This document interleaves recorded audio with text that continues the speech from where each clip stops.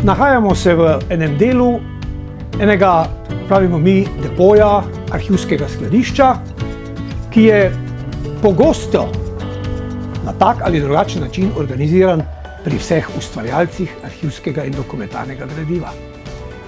V Sloveniji imamo valoriziranih okoli 3000 ustvarjalcev arhivskega in dokumentarnega gradiva, ki so dolžni po preteku določenih let svoje arhivsko gradivo predati v pristojne arhive. Tukaj imamo primer enega takšnega skladišča, v katerega gradivo prihaja najbolj pogosto v tako imenih registratorjih.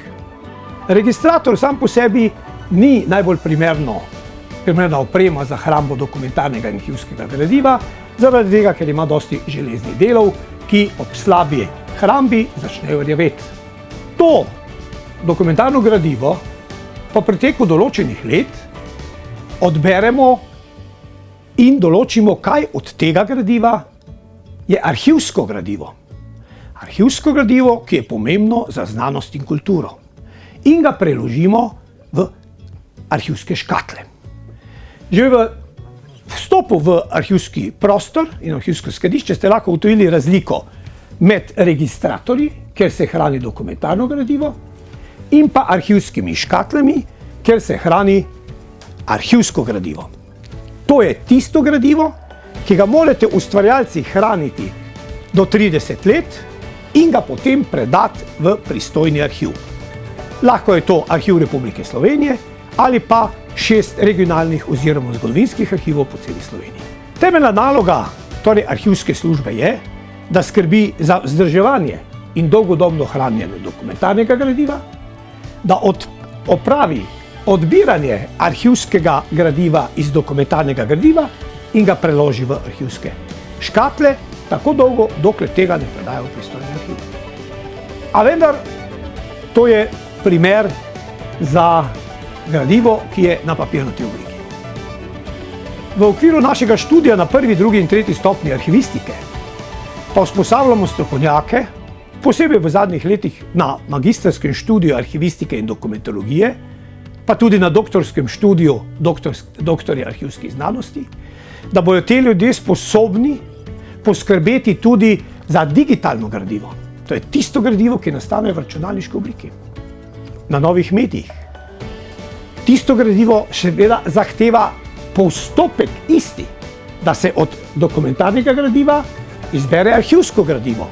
S to razliko, da se digitalno zapisano gradivo hrani v posebnih datotekah, na posebnih načinih, in to digitalno gradivo ali računalniško gradivo, kakor hočete, je potrebno hraniti pa po nekih svojih sistemih, po svojih in seveda prav tako 30 let.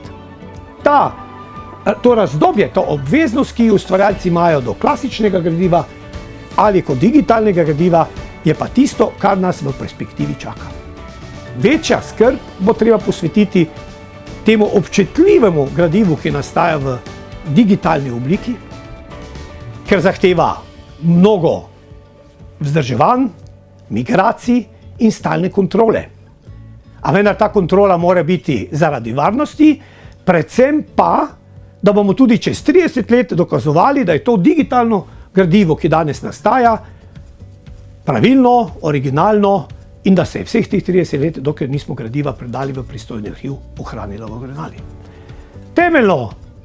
Temeljna naloga arhivske službe je torej, da zaposli strokovno usposobljen kader, zato mi na Alma Mater usposabljamo na 1. stopnji diplomirane arhiviste, ki bodo lahko opravljali od tega klasičnega arhiviranja, vlaganje v arhivske škatle, arhivsko gradivo in skrbeli tudi za digitalno gradivo, ki ga bodo seveda v naslednjih letih mogli ne več v takšnih škatlah, ampak v drugih oblikah baznih podatkov prenesti v pristojni arhiv. Na 2. stopnji magistri arhivistike in dokumentologije, že beseda pove, da so magistri že prva stopnja nekega znanstveno-raziskovalnega dela, bodo morali skrbeti v velikih arhivskih službah, ministrstvih, velikih gospodarskih subjektih, kjer nastaja velika količina arhivskega in dokumentarnega gradiva in v zadnjem času ogromno količina gradiva tudi v digitalni obliki.